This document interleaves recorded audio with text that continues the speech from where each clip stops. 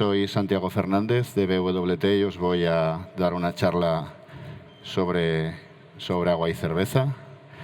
No veo que haya mucha gente hoy y la verdad me hubiera sorprendido ver a mucha gente para oír hablar de agua el sábado a las 11 de la mañana en una fiesta de cerveza.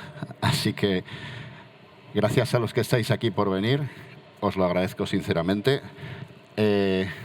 Y en particular también os quiero avisar que vais a ver imágenes muy duras, así que os agradezco.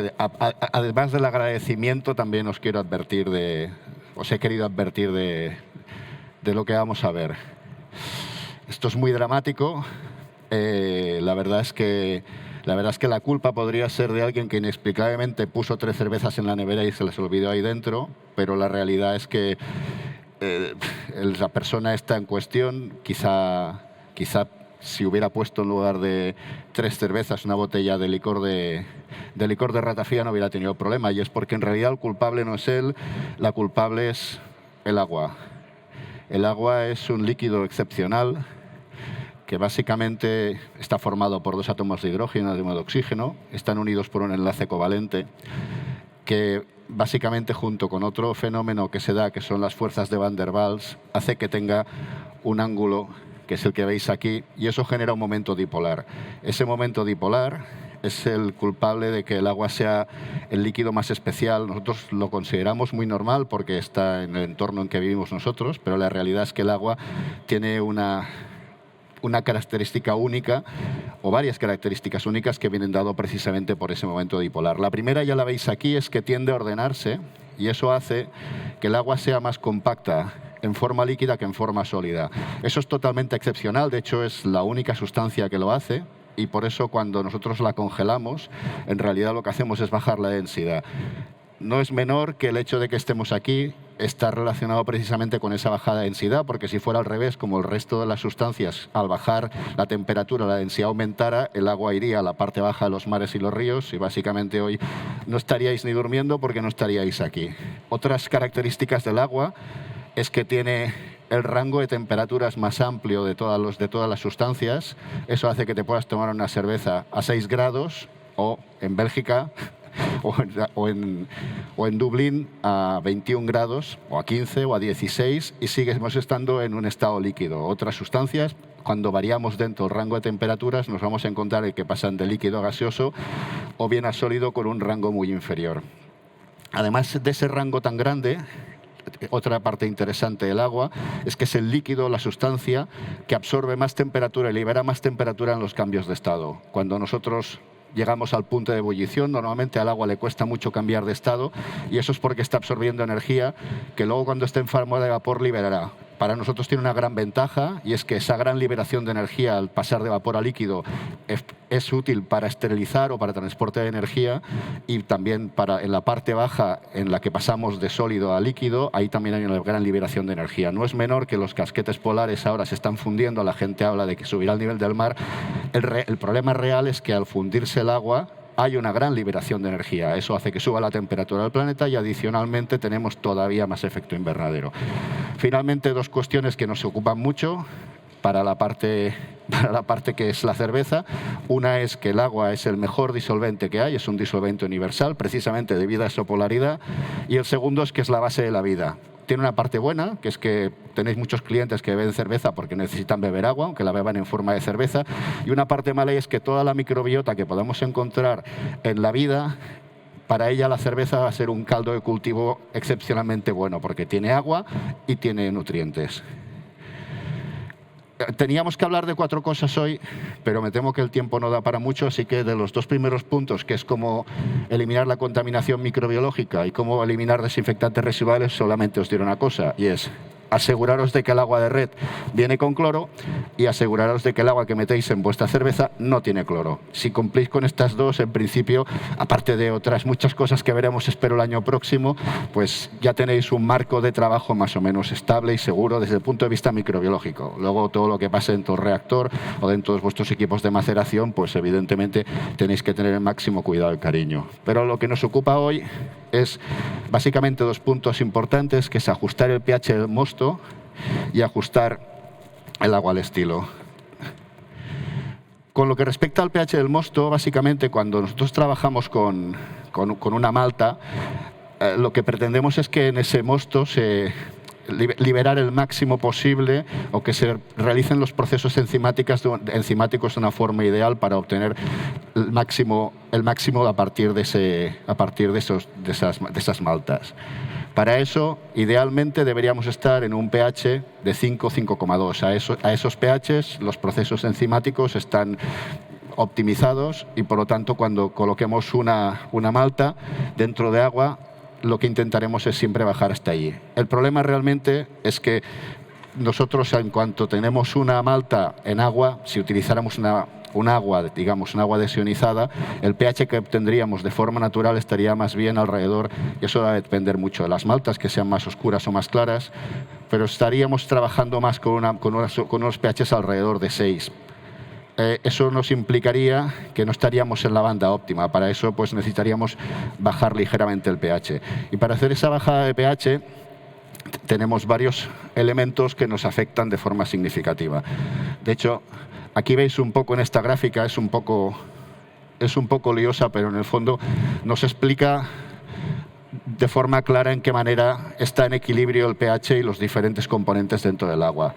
Aquí lo que vemos es, de entrada, todos los iones o todos los elementos que tendremos dentro del agua, normalmente los vamos a tener por dilución. Lo que tenemos es agua de lluvia. Esa agua de lluvia pasará a diferentes capas geológicas y terminará en algún reservorio de agua del cual luego extraeremos, normalmente pozos. La mayor parte del agua que tenemos en España es agua de pozo. En otros países puede ser un agua más superficial, que tiene otras características, pero aquí la mayor parte del agua que utilizaremos es agua de pozo. Si son pozos cerca del mar, en la costa mediterránea, luego lo veremos, tiene otro perfil mineral, pero básicamente en el centro de España, donde puede haber más agua de pozo, vamos a encontrar agua que es agua fundamentalmente de lluvia. Al llover, el agua pasa por la atmósfera y absorbe una cantidad muy importante de CO2.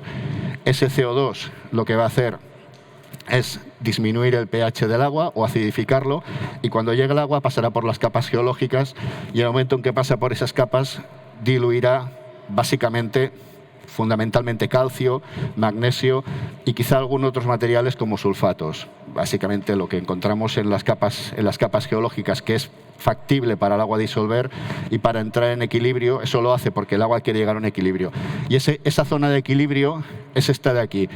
El CO2 pasa a ser CO2 disuelto, CO2 líquido, y establece un equilibrio entre el agua, los protones de agua y los OHs y las diferentes formas de carbonato, lo que sería carbonato, bicarbonato y ácido carbónico.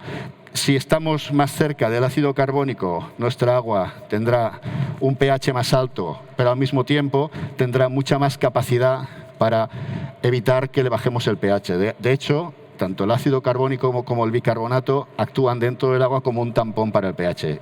Y esa es un poco la problemática que nos encontramos al intentar bajar el pH cuando colocamos nuestras maltas dentro del agua. Si el agua tiene un alto contenido en bicarbonatos y en ácido carbónico, lo que va a tener es lo que llamamos una alta alcalinidad, y esa alcalinidad impedirá que el agua baje. Esa alcalinidad en el agua normalmente está compensada con el calcio. Al pasar el agua por las diferentes capas geológicas y disolver el calcio se integra dentro del agua y establece un equilibrio. Un agua que tiene calcio es normalmente un agua que tiene baja alcalinidad y que seremos capaces de bajar el pH cuando le añadamos el mosto. Un agua al que le hemos quitado el calcio, bien sea porque lo hemos precipitado en forma de carbonato de calcio, aquí lo que tendríamos se puede precipitar porque bien lo desgasificamos, bien porque elevamos la temperatura, pero esa pérdida de calcio lo que va a hacer es que el pH suba y tengamos más alcalinidad dentro del agua. Lo que tenemos que hacer también es evitar o controlar cómo descalcificamos este calcio. Una vez introducimos las maltas dentro del agua, el fosfato se combinará con el calcio para dar fosfato del calcio, liberando al mismo tiempo protones, con la cual cosa nos aproximaremos o nos ayudará a aproximarnos al target que teníamos de acidez dentro de lo que sería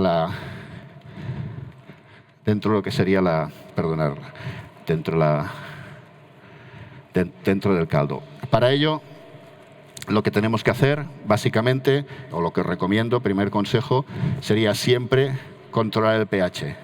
Nuestra idea es que si tenemos controlado el pH, con independencia de la malta y del agua que utilicemos, siempre sabremos dónde estamos, lo cerca o lejos que estamos de ese 5,2, de ese 5.0. Y además también nos ayudará a saber si estamos utilizando un descalcificador como pretratamiento, si nos conviene o no nos conviene sacar la cal. Porque como he dicho antes, aquí si lo que estamos haciendo es sacar la cal, bien sea porque la estamos precipitando, bien sea porque estamos descalcificando, no conseguiremos que la cal se combine con el fosfato y por lo tanto el pH no nos bajará. De modo que si tenéis un descalcificador como pretratamiento principal, el primer consejo es que empecéis a jugar con él y no tengáis como un elemento fijo, porque lo que os va a provocar es que no haya diferencias en el pH cuando sí podríais tenerla, o os ayudaría a bajar el pH. Y eso os permitirá también ajustarlo a los estilos. Si queréis utilizar, en algún caso, un agua que tenga una malta que sea más oscura y que por lo tanto os va a dar una bajada más fuerte de pH, os conviene tener un agua con más alcalinidad. Si vais a trabajar un estilo con una malta más clara, lo que os interesa es que tengáis una alcalinidad más baja, de manera que os permita bajar más el pH. Y eso me lleva a hablar de estilos. Básicamente los estilos históricamente, ahora tenemos una especie de gran, digamos, implementación de cervezas tipo Pilsner, pero en el pasado las cervezas se adaptaban más al lugar donde se fabricaban, y eso imprimía un carácter porque tenías una determinada malta para utilizar, tenías una determinada temperatura a la cual podías fermentar y también tenías un determinado tipo de agua que podías utilizar. Las aguas típicas que nos hemos ido encontrando a lo largo en las ciudades que son más cerveceras están sumarizadas en esta tabla y, como veis, en particular, la Pilsner es un agua de muy, muy baja mineralización. Eso le da su carácter especial y también las dificultades que tiene su manufactura. Y las demás aguas donde podéis ver tipos de cerveza, que ya son cervezas normalmente de más cuerpo, son aguas que tienen una mineralización más elevada.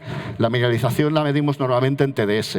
TDS significa Total Dissolved Solids, sólidos disueltos totales, y es una forma de medir la conductividad de las sales totales bastante imprecisa. Yo os recomiendo más que utilicéis un conductivímetro.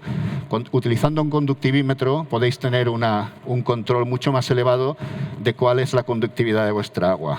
Y aquí tenéis una serie de elementos que forman parte habitualmente de las aguas que utilizamos para hacer cerveza, y cada uno de ellos tiene su funcionalidad. El calcio, que básicamente es sin sabor, ya os he comentado antes, y además tiene la funcionalidad de combinarse con los fosfatos para conseguir una mucha mejor resultado con las cervezas. El magnesio, que normalmente viene asociado al calcio, es un elemento que en grandes cantidades puede llegar a ser un poco amargo, pero también puede favorecer a los lúpulos.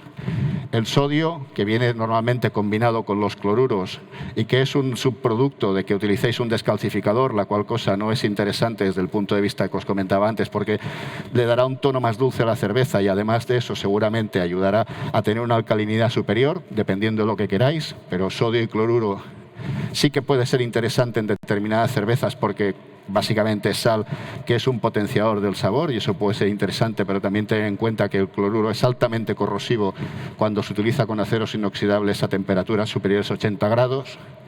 Y luego tenéis otro elemento interesante que sería el sulfato. El sulfato normalmente viene disuelto en el agua, lo podemos añadir en forma de sulfato de calcio o sulfato de magnesio, y le da a la cerveza un perfil un poco más mineral y también puede favorecer o puede incrementar el aroma de los lúpulos. En general, cualquiera de estas combinaciones sería posible hacerlas a partir de un agua, pero estas son las aguas que tenemos en España. Esto es una simplificación muy grande porque en Barcelona mismo tenemos dos tipos de agua. En Madrid, con que te vayas a otro barrio, pues te vas a encontrar con que las aguas tienen arsénico, pero digamos que los perfiles más o menos son estos. Ya veis que tenemos una zona que es toda la zona de la costa donde los perfiles de agua son bastante salinos. Eso nos lleva a tener conductividades muy altas o TDS muy altos, y otras zonas como las que serían centro y sobre todo cornisa, Bilbao, Galicia, donde las aguas tienen perfiles de mineralización muy bajos, y esas zonas puede ser realmente interesante, o ya estamos más cerca de las aguas que necesitaríamos para hacer una Pilsner. Cada una de estas aguas, en realidad lo que nos interesaría sería poder adaptarla o bien realizar una cerveza que se adapte a ella, que ambas cosas son válidas. Como he dicho antes, para algunas aguas será más adecuado, seguramente os pasa a vosotros, una malta que sea más oscura, y para otras aguas pues será más adecuado una malta que sea más clara, que se adaptará mejor a vuestra agua. Yo no creo que haya un agua perfecta, y además lo que es seguro es que, excepto alguna persona que use realmente el Reinheitsgebot y se lo tome muy en serio, la mayor parte de los fabricantes de cerveza en estas ciudades tratan el agua para que se adapte al perfil que ellos quieren. De forma que es posible que vosotros también lo tratéis y lo utilicéis de forma adecuada.